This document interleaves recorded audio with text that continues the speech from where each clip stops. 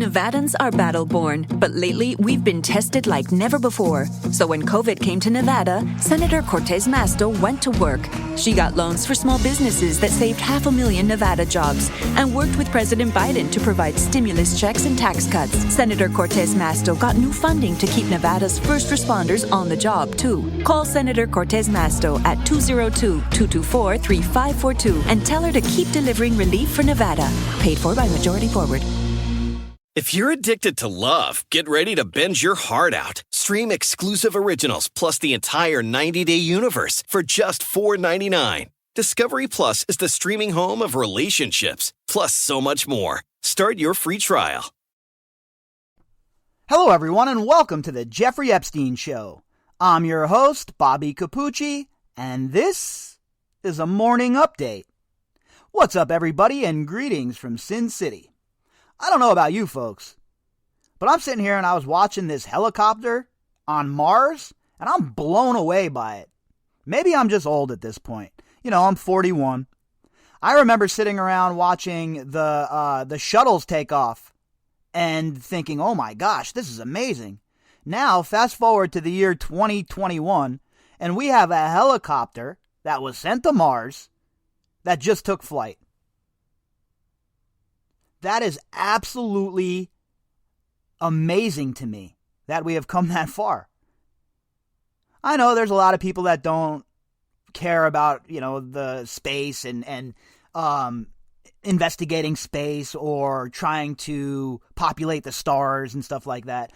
There's people that will say, we'll spend the money here on Earth, fix Earth. I agree. We should be doing both, though. I think we're capable of doing both because it's very amazing to think that right now as we speak, there is a helicopter flying around on Mars. I don't know. I don't know. I can't wrap my mind around that. It's just so cool to me. I'm such a sci-fi fantasy nerd anyway, though, that kind of stuff really gets me going. So that I've been sitting here watching it for, 2 hours or so, watching different coverage and some of the video, pictures, blah, blah, blah. And it's just amazing to me. I mean, absolutely, positively amazing that there's a helicopter flying around on Mars right now. I don't know. I just can't get my mind wrapped around that. All right, so today, what we're going to talk about here on the program is a new report from the Daily News about the decision to not pursue Epstein in 2016. We know that this prosecution of Epstein from the very beginning was absolute garbage. Hot, stinking garbage, folks. Nobody ever nailed it down. Nobody ever went hard in the paint. In fact, they handed him a non-prosecution agreement that is amazingly horrible. And nobody from his criminal enterprise went to jail until Maxwell. With all of the evidence that we have that is just in the circumstantial pile, there is no reason that should have occurred. People that were working with Epstein, people that allegedly were working with Epstein, they should have all been brought in the first time around. But the prosecution didn't really care, did they? They were more interested in painting a picture for the grand jury of these girls being prostitutes and less than, right? Oh, they kissed a boy on MySpace. Oh, they took a hit of weed. Oh, weed. What was that? Oh, they were drinking beer. Oh, no, they're drinking beers. I mean, the whole thing from the very beginning was just absolutely ridiculous. And the type of thing you would see in some sort of B film, a late night movie on like one of Showtime's like many auxiliary channels, right? This is a storyline that's not even believable in real life, but yet here we are dealing with it. And now, in this new report, we're going to get a little bit more of a look behind the scenes as to why Epstein was not pursued in 2016. This article is from the NewYorkDailyNews.com. Headline: Manhattan federal prosecutors confirmed decision to not pursue Jeffrey Epstein in 2016. This article was authored by Stephen Rex Brown. Manhattan federal prosecutors confirmed in court papers made public Friday that they chose not to pursue Jeffrey Epstein in 2016, with one former assistant U.S. attorney saying she felt horrible after learning of the pervert's abuse of the criminal justice system in Florida. You know, this seems to be an ongoing theme with prosecutors and police officers and people involved in this case. Oh, we feel horrible. We have a lot of sorrow about what you went through, but there's no recourse for you. There's nothing we can do. We can't provide you with justice. That's basically what everybody at every single turn has said. Doesn't seem to be changing now either, does it? Same old actors, same old script.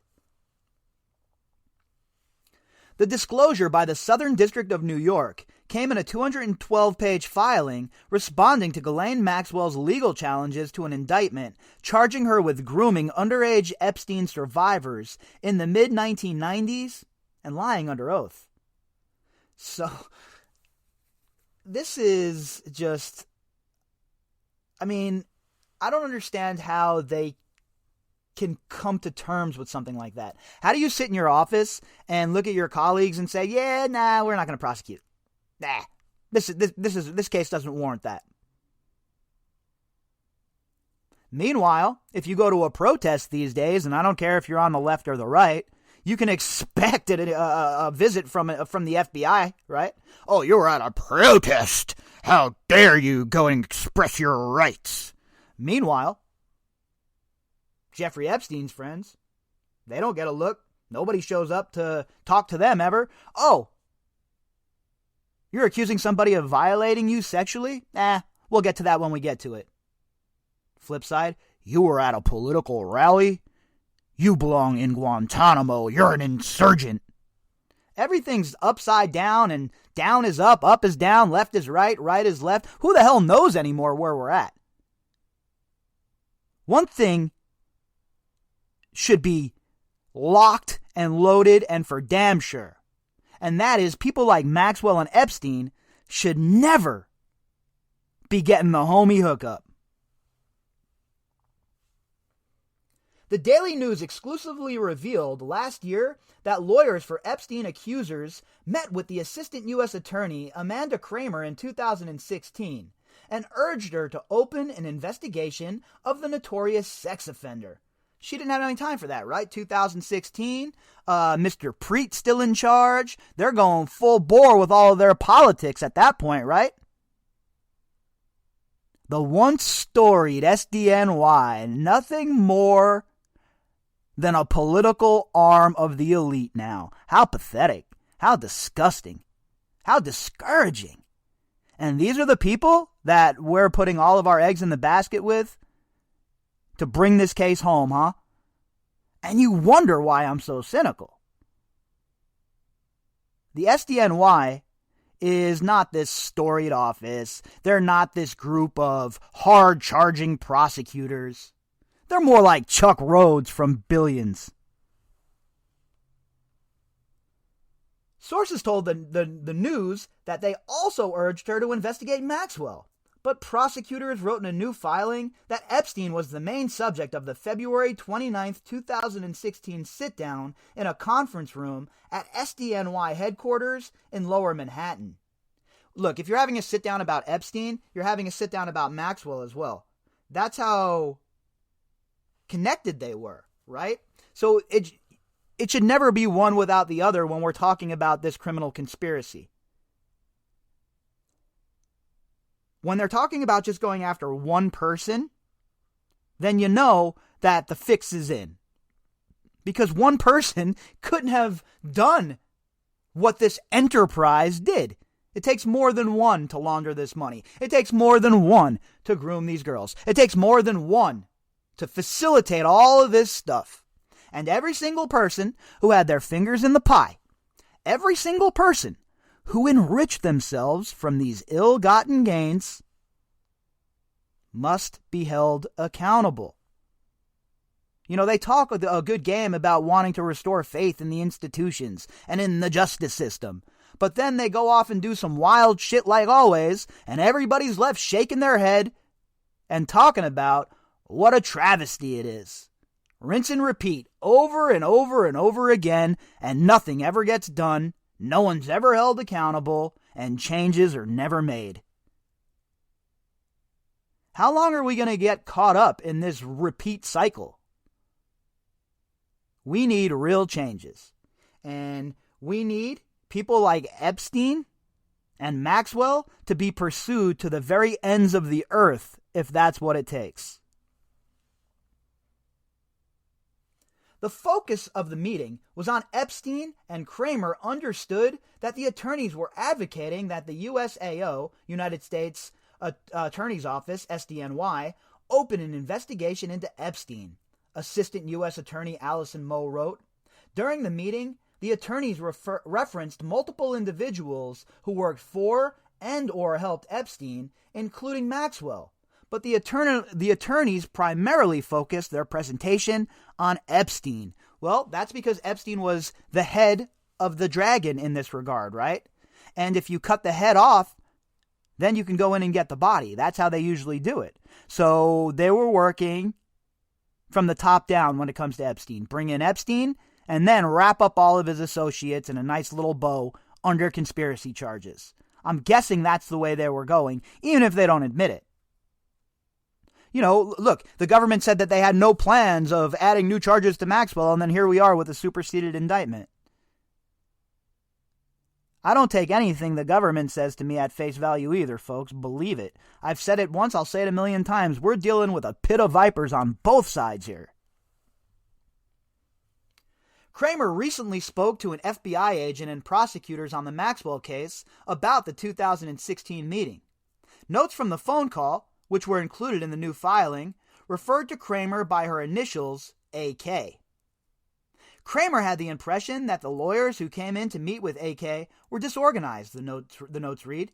She suspected the survivors' lawyers wanted the feds to open a criminal investigation because it would give them an upper hand in civil litigation with Epstein, the documents reveal. Oh yeah, so that's what it was, huh? AK? You feel so bad. But in other words, it was a money grab. Let's just call it what it is. The SDNY, under Preet, by the way, let's remember, Preet, my best friend Preet, are the ones that did all of this. They're the ones that said, according to these documents, I didn't say it, they did, that the reason you're pining for this is because you want a better chance in your civil case. Boy, does the SDNY look stupid now or what? How's all that egg on the face there, SDNY? Do you want some ketchup with your crow? 3 years later, they indict the guy. Maybe if you would have paid attention, all the way in the 90s when people were telling you, all the way through his whole reign of terror, you guys would have been able to stop him. But you had no interest in that, did you? After the meeting, Kramer met with her then supervisor, Dan Stein.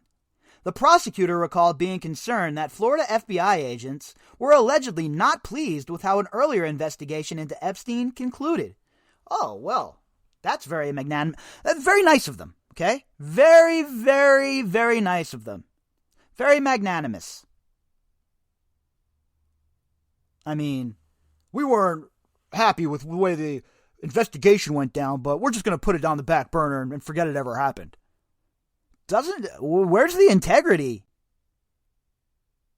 I mean, I get it. You don't want to lose your job, right? FBI agent's a good job. Probably making close to 100 G's a year or something. Nobody wants to lose a gig like that.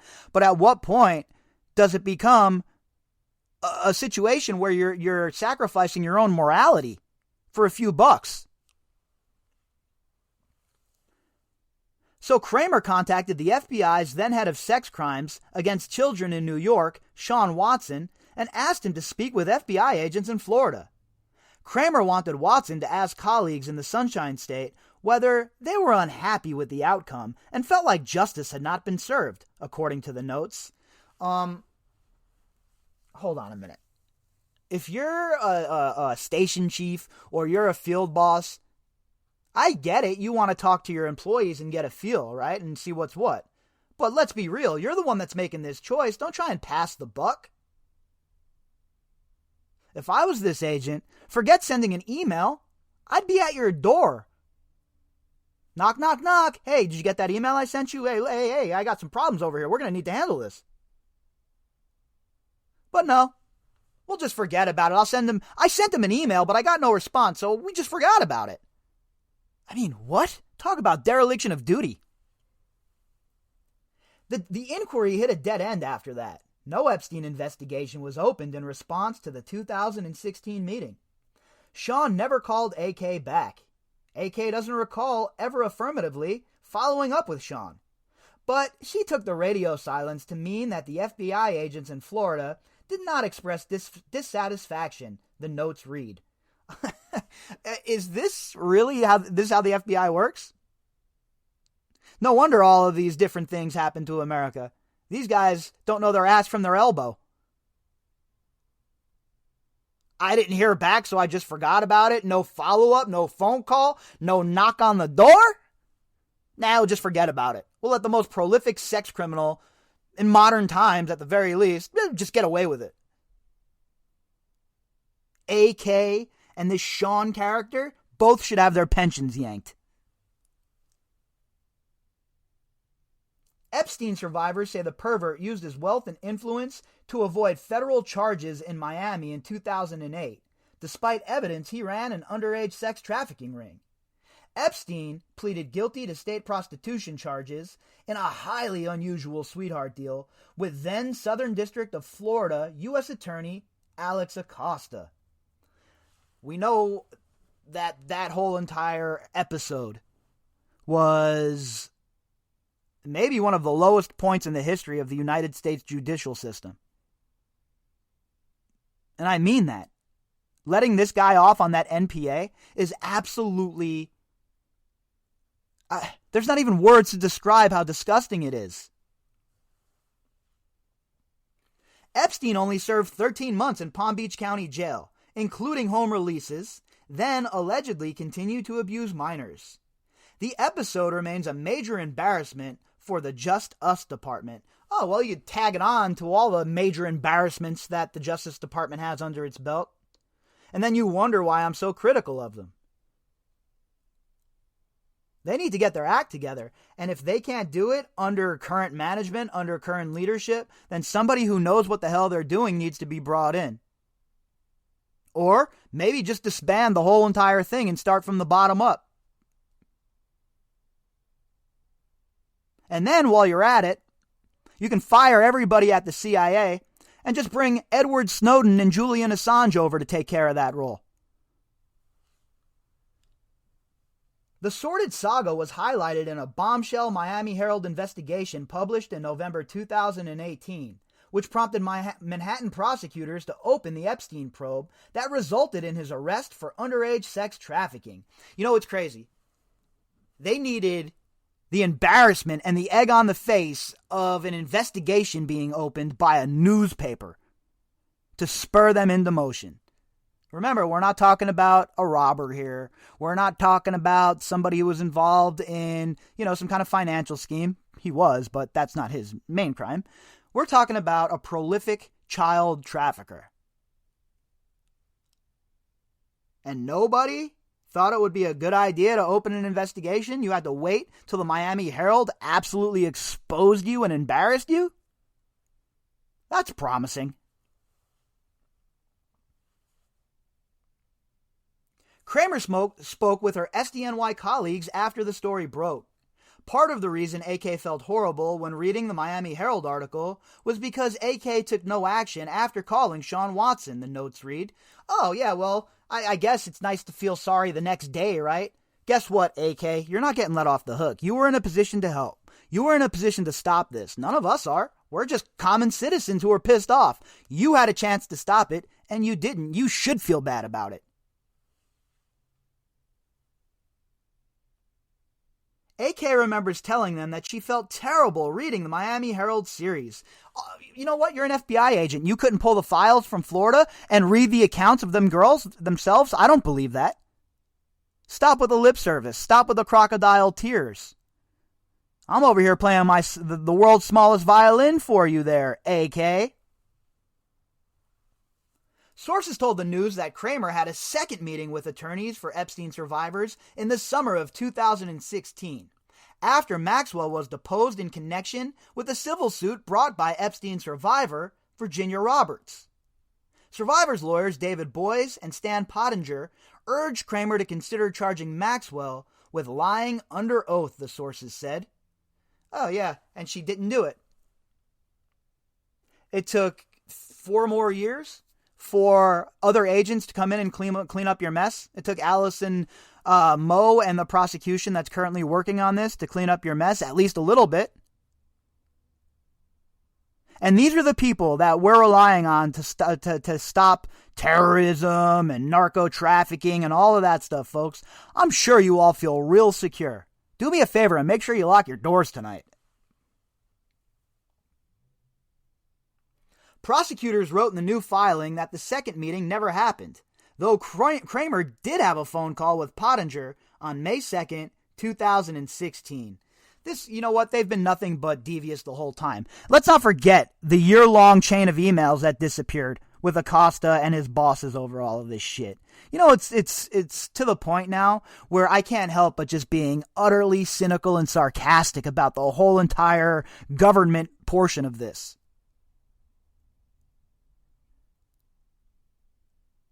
They are absolutely disgusting.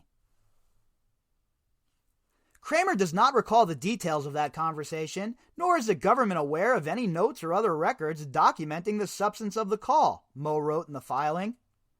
So, there's no record of it. Nobody knows anything. No one's the wiser. And the government can have the stance of, oh, this never happened. We don't know what you're talking about.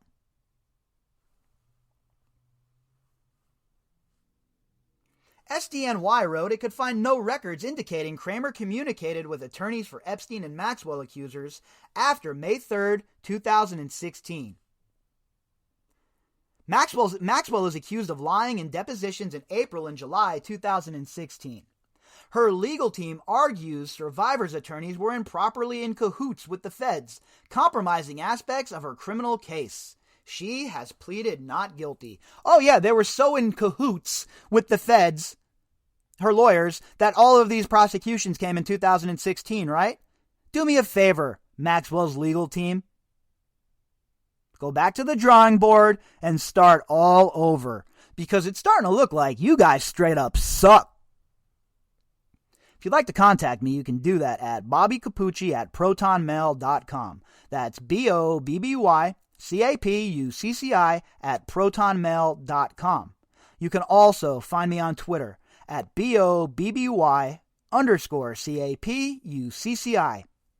All of the links that go with this episode can be found in the description box. All right, folks, I'll be back later on. Hope you all have a fantastic Monday. Imagine an ER waiting room with your favorite blanket and pillow, your cat's Pixel and Widget, and your mom's chicken soup.